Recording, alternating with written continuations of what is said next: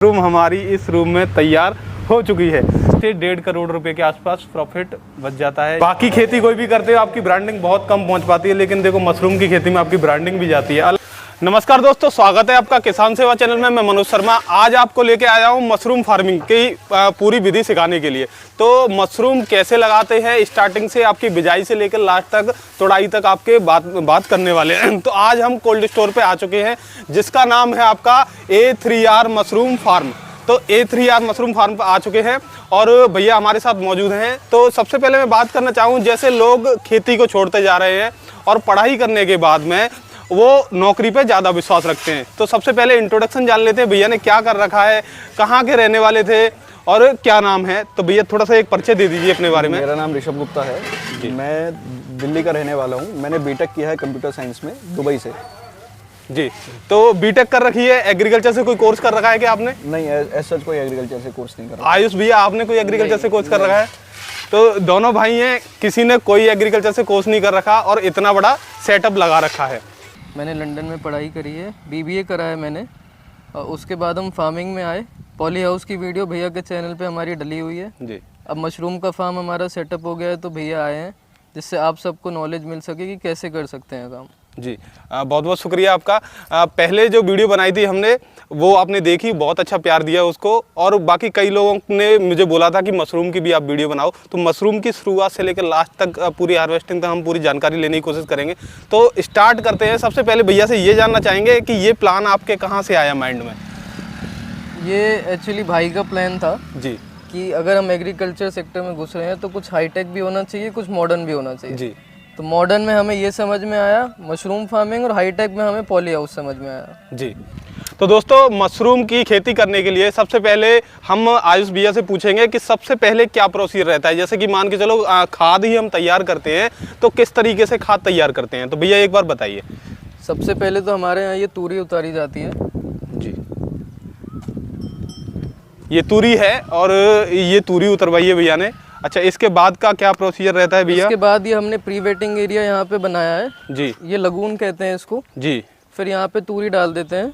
तो इसमें पहले से पानी मिलाना पड़ता है या तूरी डालने के बाद में पानी मिलाते हैं? पहले हम तूरी डाल देते हैं लोडर से। जी। फिर इसमें पानी छोड़ते हैं, ऊपर से पानी छोड़ते हैं। तो ये इसकी बनावट थोड़ी सी गहराई की तरफ ढलान में है। ढलान में 2.5 फुट करीब इसका ऐसे स्लोप है। 2.5 फुट के करीब हाइट है इसकी। जी। फिर इसके बाद में जैसे ये गल जाती है, कितने दिन तक इसको रखा जाता है पानी में? लगभग 2 दिन में ये इसमें गल जाएगा। जी। फिर इसको हम बाहर निकाल लेंगे। जी। यहाँ प्लेटफॉर्म पे इसकी मिक्सिंग होगी। जी। ऐसे यहाँ पे जैसे तूरी उतरी है, चिकन मैन्योर उतरता है। ये चिकन मैन्योर है, थोड़ा सा जूम करके दिखाइए। चिकन मैन्योर है, ये कहाँ से लेके आते हैं या किस तरीके का होता है? ये हरियाणा से आता है। जी। और यहाँ आगरा में भी कुछ फार्म है इनका। जी। तो वहाँ से ये चिकन मैन्योर यहाँ पे हम लेके आते हैं। जैसे आयुष भैया मैं पूछना चाहूँ, ये बनता किस चीज़ से है? इसमें थोड़ा सा मुझे गोबर भी दिखाई दे रहा है। ये गोबर नहीं, चिकन की बीट है। चिकन की बीट है? अच्छा। हाँ। अच्छा, चिकन की इसमें क्या है कि नाइट्रोजन वैल्यू बहुत हाई होती है। जी। तो इसलिए इसको यूज करते हैं। ठीक है। फिर यहाँ पे मिक्सिंग होती है। जी। तूरी को वहाँ से निकालते हैं, chicken manure, urea, potash, gypsum, जी, बहुत सारी चीजें इसमें मिक्स करके बंकर में लोडिंग हो जाती है। ये बंकर है, इसमें लोडिंग कर देते हैं। इसको मिक्स करने के बाद में ये बंकर में जो 3 बंकर दिख रहे हैं हमें, इनमें लोडिंग कर देते हैं। ठीक है। बंकर में लोडिंग होने के बाद एरेशन होता है इसमें नीचे से। जी। मोटर लगी है, ब्लोअर लगा है, मैं सब आपको अभी दिखाता हूँ। जी। फिर 2 दिन बाद इसमें पलटा होता है, वो दूसरे में आ जाता है। जी। फिर उसके हिसाब से फिर तीसरे में जाता है। फिर वो टनल दिख रहा है आपको। जी। टनल में कंपोस्ट पड़ा है। जी। ये ऐसे रेडी हो जाता है। ये हमारा फाइनल प्रोडक्ट है यहाँ कंपोस्टिंग एरिया का। कंपोस्टिंग एरिया का जो फाइनल है। चलिए, यहाँ पर 3 में पहले फर्स्ट में लाते हैं, फर्स्ट में लाने के बाद में सेकंड में आता है मिक्स करके, फिर थर्ड में आता है, थर्ड में आने के बाद में और इसमें आ जाता है। तो इस प्रोसीजर को भैया कितना टाइम लगता होगा, कितने दिन लगते होंगे कम से कम? पेस्चराइजेशन में लगभग इसमें 10 दिन लग जाते हैं। 7 से 10 दिन मान के चलते हैं, जिससे अमोनिया पूरी रिलीज हो जाए। चलिए, जो खाद तैयार होता है इसका, उसमें लगभग 8 से 10 दिन का समय लगता है। तो दोस्तों 8 से 10 दिन में आपका ये खाद तैयार हो चुका है। इस तरीके से ये खाद तैयार होता है। इसके बाद में इसमें सीड मिला के और उसमें बैगों में भरा जाता है। वो भी प्रोसीजर हम आपको दिखाएंगे कि किस तरीके से बैगों में इसको भरते हैं, कैसे सीड मिलाया जाता है, मशरूम का सीड कैसा होता है। और ये जो इसमें वाइट आपको दिखाई दे रहा होगा, जी, इसे फायर फंगस कहते हैं। फायर फंगस कहते हैं, अच्छा ये फायर फंगस इसमें ग्रोथ करती है जी। और बाकी जो फंगस होती है वो टनल में मार दी जाती है। टनल हाई टेम्परेचर पे इसमें क्या होता है, हाई टेम्परेचर पे ले जाते हैं जी 70 के करीब, जी फिर इसको कूल डाउन करते हैं। जी तो ये प्रोसेस थोड़ा लंबा रहता है। जी। हमने अभी जो खाद तैयार होता है उसके जस्ट हम पीछे आ चुके हैं। तो पीछे इन्होंने जो मशीनें लगा रखी हैं तो इनके बारे में थोड़ा सा भैया से पूछेंगे। एक तो टनल था, टनल के जस्ट पीछे आए हैं, तो ये किस चीज़ की मशीन है भैया? ये ब्लोअर सिस्टम है टनल का। जी इसमें क्या होता है, अंडरग्राउंड चैम्बर बनाया गया है, तो टनल में रिसर्कुलेशन होता है जी 6-7 दिन। उसमें वही जो अंदर की हवा होती है रिसर्कुलेट होती है। वही, अच्छा बाहर की हवा नहीं लेनी? ऊपर से यहाँ से वो इनटेक करता है हाँ, और ब्लोअर के थ्रू इसको अंडरग्राउंड चैम्बर में डाला दोबारा जाता से डाला जाता है हाँ। नीचे। फिर क्या होता है, फ्रेश एयर डाली जाती है, इसको ऐसे खोल देते हैं, हाँ, फ्रेश एयर जाती है तो अमोनिया थोड़ा कम हो जाता है अमोनिया थोड़ा कम और हो कूल डाउन हो जाता है। जाएगा। जी। तो दोस्तों खाद के बारे में मैंने आपको सारी जानकारी दी। अभी भैया से थोड़ा सा एक जानकारी मैं पूछने वाला हूँ। जैसे कि ये खाद पूरी तैयारी करते हैं तो इसमें क्या क्या सावधानियां बरतनी चाहिए? प्रिकॉशंस एक इसमें ये रहता है कि ज़्यादा देर हम इसको बंद नहीं कर सकते। जो एरेशन सिस्टम है, जी, ब्लोअर का सिस्टम है, इसको बंद नहीं कर सकते हैं। बंद करेंगे तो इसमें अमोनिया और ज़्यादा हो जाएगा अमोनिया ज़्यादा हो जाएगा और इसमें ये चांसेस रहती हैं कि प्रेशराइजेशन सही से नहीं हो पाता है। जी तो उसके लिए जनरेटर लगा रखा है, जी ऑटो कट है, ऑटो ऑन है, लाइट चली जाती है तो तुरंत चालू होता है। तो ये प्रिकॉशन एक मेन है कि लाइट का आपको ध्यान रखना है कि 24 घंटे अवेलेबल रहे। तो दोस्तों हमने आपको खाद की पूरी जानकारी देने के बाद में अब हम गोइंग एरिया पे आ चुके हैं जहाँ पे भैया ने पूरा सेटअप कर रखा है। देखो पूरा कोल्ड स्टोरेज बना रखा है और इसमें सारी लेबर काम कर रही है। तो इसके बाद में क्या प्रोसीजर होता है खाद के बाद में, जैसे पीछे आप देख रहे हो, पीछे जो ट्रैक्टर है वहाँ से जहाँ से हम आए थे वहाँ से भरने के बाद में यहाँ आया है। अभी अंदर जो लोग हैं, जो भी लेबर काम कर रही है, उसको अंदर डालने के बाद में अपने बैग्स में भर रही है। भरने के बाद में प्रोसीजर पूरा जानने की कोशिश करेंगे। आयुष भैया, जैसे कि हम वहाँ से फाइनली यहाँ आ चुके हैं अपने प्लांट पे, तो प्लांट पे आने के बाद में जैसे खाद है तो खाद हमने पहले फैलाई है। फैलाने के बाद में इसमें सीड कैसे डालते हैं हम लोग? कंपोस्ट यार्ड से यहाँ पे आ जाती है, ट्रैक्टर पलट देता है जी। इसको फैला के फिर यहाँ पे स्पॉनिंग कहते हैं। इसे स्पॉनिंग एरिया कहा जाता है। जी ये जो स्पॉन है मैं आपको दिखाता हूँ। जी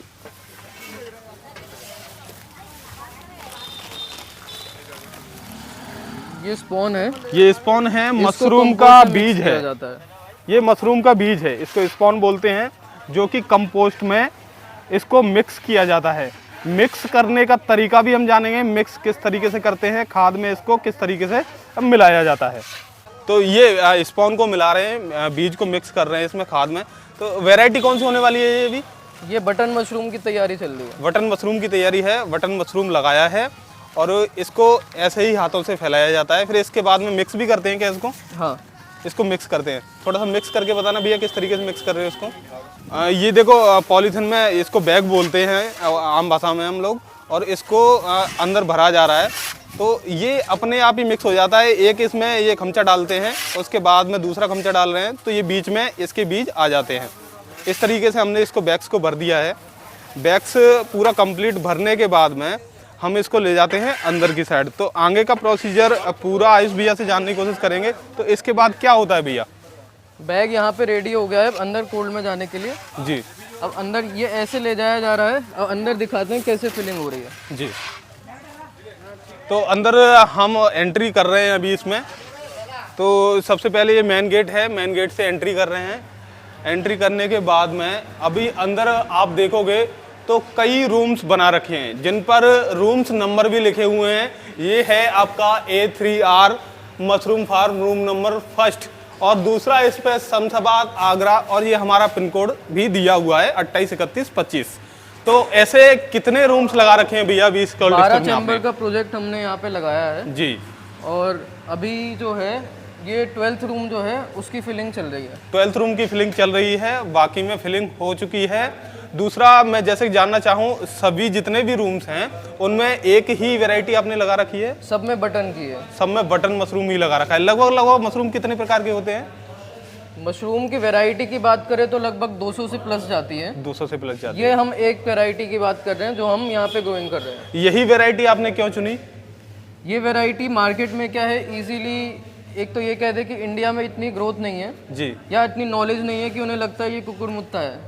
हाँ, कुकुरमुत्ता लोगों के दिमाग में है कि वाइल्ड होता है, वाइल्ड मतलब जहरीला होता है। जहरीला होता है, बिल्कुल। तो अभी धीमे धीमे इसका मार्केट पकड़ रहे हैं, मार्केट में आ रहा है कि हाँ इसे खा भी सकते हैं, अच्छी होती है, हेल्दी होती है, जी विटामिन इसमें बहुत होता है। जी तो धीमे धीमे इसकी भी ग्रोथ हो रही है। जी। तो बाहर से जो भी बैग्स हैं वो अंदर आ रहे हैं। अंदर आने के बाद में जो भी रूम है, रूम में सेटअप किए जा रहे हैं। तो रूम का जो सेटअप है उसको एक बार पूरा जानने की कोशिश करेंगे किस तरीके से रूम का सेटअप किया जा रहा है। तो अंदर आप देख सकते हो इसमें एसी लगी हुई है, टेम्परेचर 23 है। बाकी का टेम्परेचर कम है क्योंकि अभी इसमें लगा रहे हैं इसलिए इसका ज़्यादा कर रखा है, 23 कर रखा है। बाकी का 17-16 मुझे दिखाई दे रहा है। तो अंदर आके एक बार दिखाइए किस तरीके से लगाते हैं।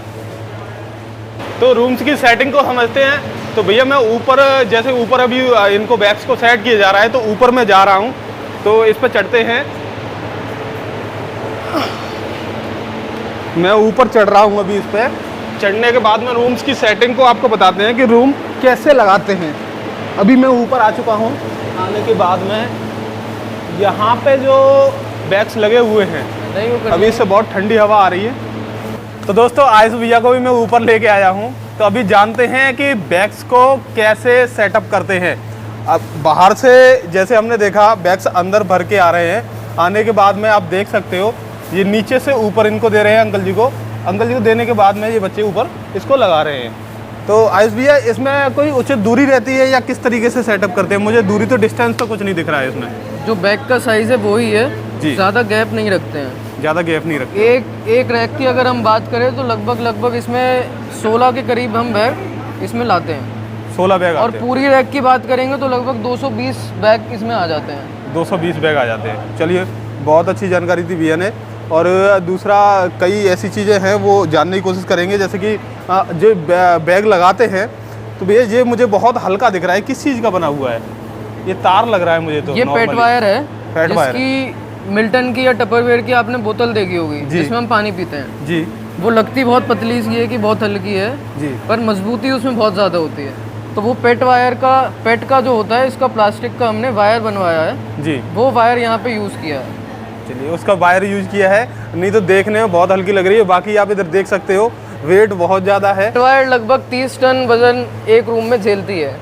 तो आप अंदाज़ा लगा सकते हैं कि कितनी मजबूत होगी। जी। तो दोस्तों फाइनली हमने रूम्स देख लिए। रूम को सेटअप कैसे करते हैं, किस तरीके से इसमें बैग्स को लगाया जाता है, क्या क्या सिस्टम से बैग्स को लगाना चाहिए, कितनी उचित दूरी होनी चाहिए, वो सारी चीज़ें हमने इसमें देख ली हैं। तो दोस्तों बैग्स लगाने के बाद में अभी इसमें पहले का लगा हुआ है मशरूम। तो इसका जो टेम्परेचर है अभी बाहर हम देख रहे हैं जो कि 22 है। और इसके अंदर जाते हैं तो अंदर जाके देखते हैं हम। तो गेट को हमने ओपन किया। ओपन करने के बाद में लाइट को ऑन कर दिया है। ऑन करने के बाद में इसमें हम अंदर एंट्री कर चुके हैं। अंदर एंट्री करने के बाद अब इसको देखते हैं हम। इसमें जो बैग्स हैं उनको गांठ लगा के बांध दिया है। तो भैया क्या सिस्टम है इसके बाद? इसका प्रोसेस कुछ इस टाइप से है जी, जो अभी हम देख के आए। ये पन्नी ऐसे रखी गई थी जी। इसमें स्पॉन रन अभी हो रहा है। ये देखिए जो बीज मिलाया गया था हाँ, वो इस बैग में फैल रहा है। बैग में फैल रहा है, आपको दिख रहा होगा। जी जी जी। ये है इसका प्रोसेस ये है कि हम इसको ऐसे पकड़ के जी, टाइट बंद करते हैं जिससे इसमें CO2 बना रहा है। CO2 बना रहे जी। बैग का टेम्परेचर हम रखते हैं लगभग 24, 25, 26 के अराउंड।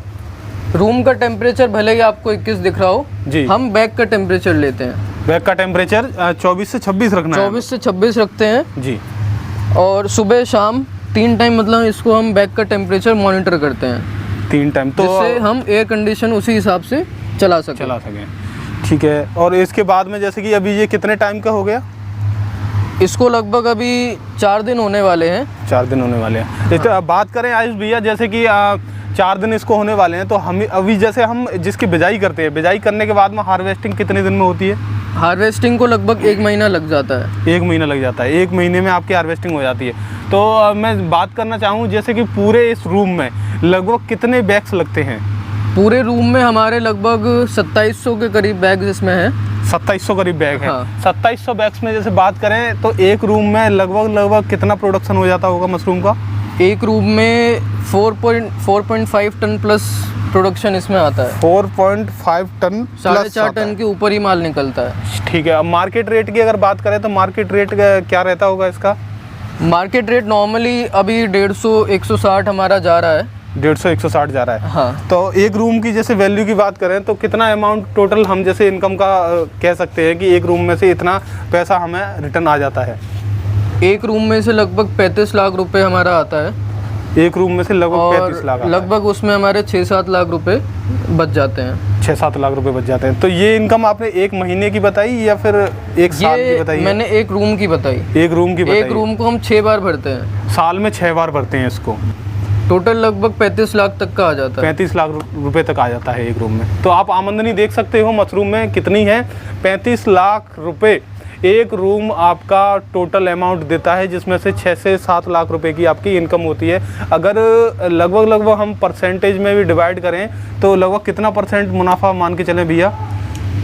परसेंटेज में अगर हम देखते हैं तो हमारे 33-35% के करीब प्रॉफिट आता है। 33 से लेकर 35% तक आपका मुनाफा है। बाकी किसी खेती में करते हो इतना मुनाफा पॉसिबल नहीं है। तो दोस्तों फर्स्ट रूम के बाद में हम सेकंड रूम में आए हैं, तो उसमें जो सीड था वो मिक्स करके और पॉलीथीन में हमने पैक करके देखा था। इसके बाद में जो दूसरे रूम में आप देख रहे हो तो ये सारे बैग्स हैं वो ओपन हैं। तो भैया ये ओपन क्यों कर रखे हैं आपने? जो हम देख के आए वो स्पॉन रन था जी।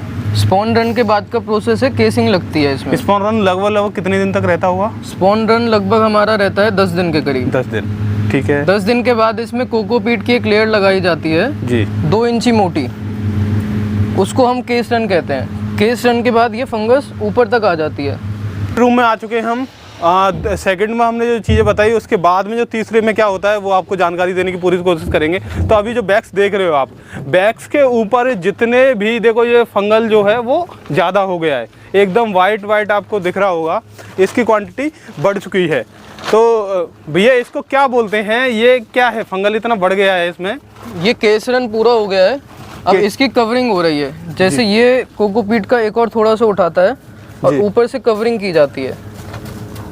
अच्छा, कोकोपीट से इसकी कवरिंग की जा रही है। कोकोपीट हमने लगा दिया, केस रन पूरा हो गया जी। उसके बाद इसकी कवरिंग हो रही है, रफलिंग होती है, फिर कवरिंग होती है जी। ये कवरिंग की जा रही है कोकोपीट से। अच्छा, इसके बाद क्या प्रोसीजर रहता है? इसके बाद कवरिंग के बाद इसमें पिनिंग का प्रोसीजर है। पिनिंग का प्रोसीजर है। पूरे कमरे को बंद कर दिया जाता है, CO2 बनाई जाती है जी, फिर फ्रेश एयर छोड़ी जाती है। यहाँ तक लगभग आने में कितना समय लग जाता होगा?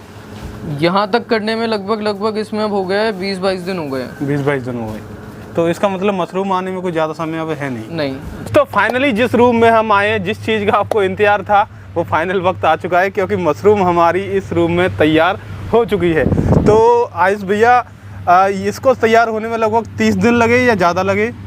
इस पिनिंग को लेके जब हम चलते हैं तो 35 से 37 दिन में पिनिंग आ जाती है। पिनिंग आ जाती है। पिनिंग का प्रोसेस ये रहता है कि रूम टेम्परेचर को हम ले आते हैं 15-16 के करीब। अच्छा, लास्ट टाइम पर जब पिनिंग जब हम पहले रूम में थे तब उसमें 21-22 के करीब था टेम्परेचर जी। फिर हम 18 पे आते हैं जब पिनिंग आ जाती है जी। और जब मशरूम आने लगती है, जैसे आप इस रूम में देख रहे हैं, तो 15 के करीब इस रूम का अभी टेम्परेचर है। अच्छा, बात करें जैसे कि हम इसकी हार्वेस्टिंग होनी है अब, तो हार्वेस्टिंग में हम कैसे आइडिया लगाएंगे कि ये मशरूम अब हार्वेस्टिंग के लिए तैयार है? हार्वेस्टिंग के लिए लगभग 40 से 45 mm की मशरूम तोड़ी जाती है। 40 से 45 mm की? हाँ, जैसे हम ये देखेंगे, ये वाली, ये सब हार्वेस्टिंग के लिए तैयार है जी। ये कुछ छोटी है, ये कल तोड़ी जाएंगी, ये कल तक बड़ी हो जाएगी। कल तक बड़ी हो जाएगी, ठीक है।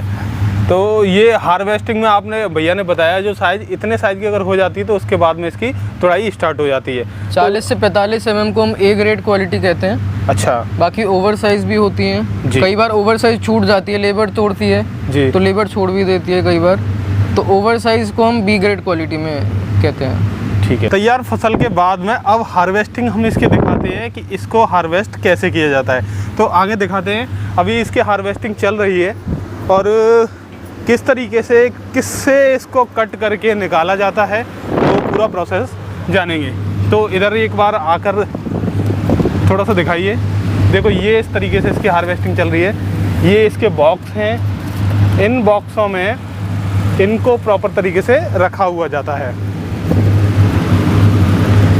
तो ये आपको चाकू की सहायता से काटे जा रहे हैं। बाकी आयुष भैया थोड़ा सा बताएंगे। आयुष भैया, आप डेली जैसे हार्वेस्टिंग देख रहे हो, तो क्या क्या सावधानियां इसके लिए बरतनी चाहिए? इसमें एक तो ये होता है, मशरूम को खींच के नहीं निकाला जाता है, मशरूम को रोटेट करके टर्न करके निकालते हैं जी। तो बड़े प्यार से निकल आती है। मैं निकाल के दिखाता हूँ आपको एक। जी, मशरूम को कभी भी खींच के नहीं निकालना है, रोटेट करके निकालना है। ऐसे पकड़ते हैं और जी। ऐसे रोटेट करते हैं तो बड़े प्यार से निकल आती है जी। ऐसे निकालने के बाद ये नाइफ यूज़ कर रहे हैं। नाइफ यूज किस तरीके से करते हैं वो भी एक बार देख लें। ये काट के डाल दो उसमें। ये आप देख सकते हो इस तरीके से चाकू से काट के और इसमें बॉक्स में ये रख दी जाती है। इस तरीके से बॉक्स में तैयार है। देखना इधर भी इन्होंने बॉक्स लगा रखे हैं, तो कुछ का साइज ये ओवर साइज है, ये इसको ओवर साइज बोलते हैं ना। है। ये जब पैकिंग करेंगे हम हाँ, तो इसको हटा दिया जाता है। इसको हटा दिया जाएगा। इसको बेचने के लिए ले जाते हैं फिर ये बी ग्रेड में हाँ चला जाता है। चला जाता है। इसका रेट कम ये रहता है। होटल इंडस्ट्री में, ढाबे पे ये सब ये यूज़ करते इसकी पैकिंग किस तरीके से करते हैं, तो आज ये किस तरीके से पैकिंग करते हैं इसकी? हैं। ये इसका वेट किया जाता है, आपने देखा वहाँ से हम ले आए जी। इसका वेट करते हैं। इसका 200 ग्राम वेट हम मशरूम पनेट का रखते हैं और फिर पैकिंग की जाती है। एक बॉक्स का 200 ग्राम वेट होना चाहिए। 207 ग्राम इसका हो गया। हम इसको पैकिंग के लिए आगे दे देते हैं जी। फिर यहाँ पे ये पैकिंग करते हैं। ये आगे बॉक्स पहुंचा दिया है। पहुंचाने के बाद में इसकी ये पैकिंग करेंगे। तो पैकिंग किस तरीके से करते हैं वो देखते हैं हम। तो ये एक कोई पॉलीथिन है, पॉलीथिन को चारों तरफ से लगा रहे हैं बॉक्स पे, इधर फेंकते पैकिंग कर रहे हैं। ये भैया इतनी फास्ट पैकिंग के बाद में ये निकलता तो नहीं है कहीं से? हैं। नहीं, एकदम से चिपक जाता है। तो आप देख सकते हो पैकिंग होने के बाद में इस तरीके से मशरूम सेलिंग के लिए जाता है। और इसको इन बॉक्सों को किस में रखते हैं फिर इसमें कार्टन में रख के इसे भेजा जाता है।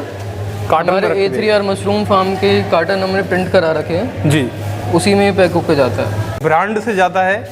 अगर वहाँ लोग कार्टन खोलते भी होंगे तो पहले बोलते होंगे A3R वालों का मशरूम है ये। तो ये ब्रांडिंग है, तक पहचान बनती है। आयुष भैया को वहाँ सब लोग जानते होंगे A3R मशरूम वाले कौन है। तो ये होनी चाहिए एग्रीकल्चर में। तो दोस्तों एक बार इन भैया से मिल लेते हैं, क्योंकि यहाँ पे जो भी काम होता है वो इनके ही मद्देनज़र में होता है। आयुष भैया आते हैं, वो भी देखते हैं, लेकिन ये सारा काम दिखवाते हैं किस तरीके से क्या करना चाहिए। इनको भी काफ़ी नॉलेज है। तो भैया क्या क्या काम कार्यशैली यहाँ रहती है, वो आप क्या क्या देखते हो आप? ग्रोइंग और कंपोस्टिंग दोनों का काम देखते हैं जी। तो क्या कहना चाहोगे, कितने साल का एक्सपीरियंस है आपको मशरूम का? 20 साल हो गया हमको। 20 साल हो गया। तो लोगों को आगे गाइड करना चाहोगे, मशरूम लगाना चाहिए या आम खेती करनी चाहिए? नहीं, मशरूम बहुत अच्छा चीज़ है, लगाना चाहिए। लगाना चाहिए। अच्छा, गाइडलाइन की जैसे कुछ बात करें तो कुछ कहना चाहोगे दर्शकों से कि ये सावधानी बरत के और आपको ये करना चाहिए?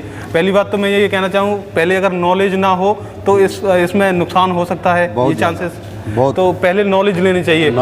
तो आयुष भैया यहाँ इसका कोई सेंटर है जिस पे इसकी ट्रेनिंग हमें प्रोवाइड की जाती हो, या आपने ट्रेनिंग ले रखी हो इस चीज़ की? मशरूम का डायरेक्टरेट है सोलन में जी। सोलन में इसकी ट्रेनिंग दी जाती है जी। और वहाँ पे आप जा सकते हैं, वहाँ पे डायरेक्टर साहब से मिल सकते हैं। साइंटिस्ट वहाँ पे हैं, प्रिंसिपल साइंटिस्ट हैं, वो सब आपको ट्रेन करते हैं, आपको नॉलेज देते हैं कैसे ग्रो करना है, क्या प्रिकॉशंस लेने हैं, वो सारा सब अवेलेबल है। तो दोस्तों बिजाई से लेकर हार्वेस्टिंग, पैकिंग तक हमने आपको बता दिया किस तरीके से करते हैं। सारी चीज़ें आपको बताने की पूरी कोशिश की और भैया ने भी हमारा पूरा सहयोग किया है। और दूसरा हम एक पॉइंट और जानना चाहेंगे भैया से, जैसे कोई भी किसान भाई हैं जो मशरूम की फार्मिंग करना चाहते हैं, मशरूम की खेती लगाना चाहते हैं, तो उनको कितने बजट की आवश्यकता होती है, किस तरीके से ये लगाया जाता है, ये एक बार जानने की पूरी कोशिश करेंगे। तो आयुष भैया लगभग खर्चा कितना हो गया होगा, और इसमें अपने में जैसे कितने रूम हैं?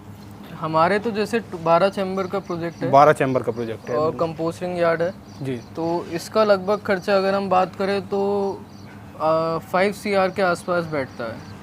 5 करोड़ रुपए के आसपास इसका खर्चा बैठता है। और मशरूम की अगर हम बेसिक स्टार्टिंग करें जी, कोई अगर नॉर्मल अगर किसान चाहे कि मैं ये कर सकूं या कर पाऊं जी, तो उसके लिए लगभग 50 लाख रुपए लग जाते हैं। मिनिमम 50 3 चैम्बर से स्टार्ट कर सकता है जी, और 6 चैम्बर तक एक्सपेंडिंग उसके कर सकता है वो। 3 चैम्बर में हमारे लगभग 50 लाख रुपए की बजट लग जाता है। दूसरा अगर बात करूं जैसे कि आपने 12 जो चैम्बर हैं, 12 चैम्बर में लगभग टोटल जो मशरूम है वो कितने लाख रुपए का, या अगर करोड़ों में बात करूं तो कितने लाख या करोड़ रुपए का हो जाता होगा? 12 चैम्बर की अगर हम बात करें तो एक चैम्बर में जैसे आपने 35 से 40 लाख रुपए का लगभग मुझे बताया था आइडिया, तो 12 चैम्बर की बात करें तो लगभग पूरे साल का अगर हम मान के चले तो 3.5 से 4 CR के आसपास बैठता है। 3.5 से 4 करोड़ रुपए का टोटल बैठता है। और अगर मुनाफे की बात करें, इसमें पूरा लेबर का खर्चा, सीड का, फर्टिलाइजर का, पेस्टिसाइड जो भी आप फंगल का यूज करते हो, सारे खर्चे काट के लगभग 12 चैम्बर में हमारा मुनाफा कितना होता होगा? 12 चैम्बर में लगभग आपको 1-1.5 के आसपास प्रॉफिट बच जाता है। 1 से 1.5 करोड़ रुपए के आसपास प्रॉफिट बच जाता है। जैसा कि भैया ने पहले भी बताया था कि जो हमारा इसमें मुनाफा है वो लगभग 33 से 35% होता है। तो 1 से 1.5 करोड़ रुपए सालाना आप कमा सकते हो। तो दोस्तों, जैसे बात करना चाहे हम, जैसे मशरूम हमारा तैयार हो गया, पैकिंग कर दी, पैकिंग करने के बाद में किस मंडी में हम इसको सेल कर सकते हैं? तो भैया एक बार मंडी कोई ऐसी बताइए जिसमें रेट अच्छा हमें मिलता हो, या फिर कोई और ऑप्शन हो मंडी के अलावा, होटल में या कहीं भी? के हिसाब से अगर हम प्रोजेक्ट लगाएं मंडी के सोच के कि मंडी भेज देंगे जी, तो मुझे नहीं लगता कि इतना वायबल रहेगा जी। क्योंकि मंडी का रेट आपको पता ही है आरती कैसे करते हैं। वो कहेगा कि नहीं 100 रुपये का ही है, तो आप मानोगे कि 100 ही बिक गया होगा जी। तो अभी तो हम क्या कर रहे हैं कि हमारी जुबिलेंट से बात हुई है जी, और लुलू वाले अभी खुद 1 हफ्ते पहले यहाँ विजिट करके गए हैं हमारा। जी। तो वो भी इंटरेस्टेड हैं कि हम इसको दुबई भेजेंगे, आप हमें दो। तो हम तो लुलू को, जुबिलेंट को, ब्लिंकिट को और मॉडर्न बाज़ार करके एक सुपर स्टोर है दिल्ली NCR में, उसको दे रहे हैं अभी। तो अच्छा खासा रेट मिलेगा आपको अगर इन कंपनियों से टाई अप रखोगे। उन कंपनी के साथ क्या है कि आपका कॉन्ट्रैक्ट हो जाता है, आपको रेट की टेंशन नहीं है जी। आपको बस प्रोडक्शन निकालना है। जी बिल्कुल। अगर मंडी में लेके जाते हो तो मंडी में आड़ती है, मंडी में आपको प्रोडक्शन भी निकालना है और रेट की टेंशन डबल है। बिल्कुल बिल्कुल, बहुत उचित जानकारी दी। दूसरा मैं अगर बात करूं, जैसे आपने 3 चैम्बर का छोटे किसान के लिए बताया कि 50 लाख रुपए तक इन्वेस्टमेंट अगर करना पड़ेगा, तो सरकार की कोई सब्सिडी भी रहती है कि अगर मशरूम की सरकार भी इसमें मदद करती है। हॉर्टिकल्चर डिपार्टमेंट में ही आता है मशरूम फार्मिंग जी। तो उसमें 8 लाख की कैप है। अगर हम कमरे लगाते हैं तो 8 लाख रुपए के अनुदान सरकार भी प्रोवाइड करती है। 8 लाख रुपए तक सरकार आपको देती है, बाकी अपना लगा के आप इस फार्मिंग को कर सकते हो। और मुनाफे की मैंने बात कर ली भैया से, कितना मुनाफा है? 33% तक मुनाफा है।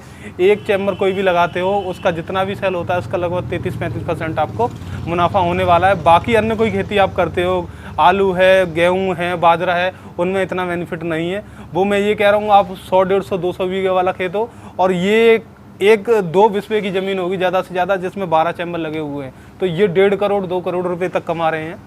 बाकी वो लोग कभी नहीं कमा सकते, हमारा किसान कभी नहीं कमा सकता। तो किसान को थोड़ा सा टेक्निकल होना पड़ेगा, नॉलेज लेनी पड़ेगी और टेक्निकल तरीके से ही खेती करनी पड़ेगी। और अगर आयुष भैया की बात करूं, आयुष भैया ने कोई एग्रीकल्चर फील्ड से कुछ भी नहीं किया है, कोई कोर्स नहीं किया, कोई ऐसा सिस्टम नहीं है कि स्टार्टिंग से ये खेती बाड़ी में रहे हों। पहले दिल्ली रहते थे, दिल्ली में तो इसके अलावा जॉब भी करते थे। क्या करते थे भैया आप? जॉब नहीं करी हमने, भाई ने जॉब करा था जी, पर भाई और हम अब दोनों इसी में लग गए। इसी में लग गए। देखो, एग्रीकल्चर में ये नहीं है कि लोग ये कहते हैं कि भैया हम तो कैसे करेंगे, हम तो जानते ही नहीं है, और स्टार्टिंग से हमने खेती छोड़ रखी है। करने का सोचा था पर ये नहीं पता था कि फार्मिंग सेक्टर में आ गई है। जी, तो एग्रीकल्चर को आपको भी बिजनेस बनाना पड़ेगा अगर आगे आपको इसमें अच्छी आमदनी करनी है। तो नॉर्मल खेती करोगे तो नॉर्मली ही रह जाओगे, और अच्छे तरीके से अगर टेक्निकल तरीके से खेती करोगे तो अच्छा मुनाफा है। 1.5 करोड़ 2 करोड़ रुपए आसानी से आप कमा सकते हो। तो आयुष भैया, आपका बहुत बहुत शुक्रिया। आपने कि अपना कीमती समय निकाल कर हमें दिया। हमें इतना उम्मीद नहीं थी कि आप इतना कीमती समय हम दोगे, क्योंकि आपके वर्कर्स बहुत लगे हुए हैं, काम करने वाले बहुत लगे हैं। इतना टाइम भी नहीं रहता भैया के पास, क्योंकि ये भी है और पॉली हाउस भी लगा रखा है और भी कई काम रहते हैं भैया को। तो जो भी लोग इस वीडियो को देख रहे हैं, शुरू से लास्ट तक हमने जानकारी दी, तो चैनल को सब्सक्राइब कर देना। अगर कोई भी जानकारी आपको और इससे लेनी है तो आप कमेंट बॉक्स में डाल सकते हो। चैनल को लाइक करें, शेयर करें एंड सब्सक्राइब करें। Thank you so much.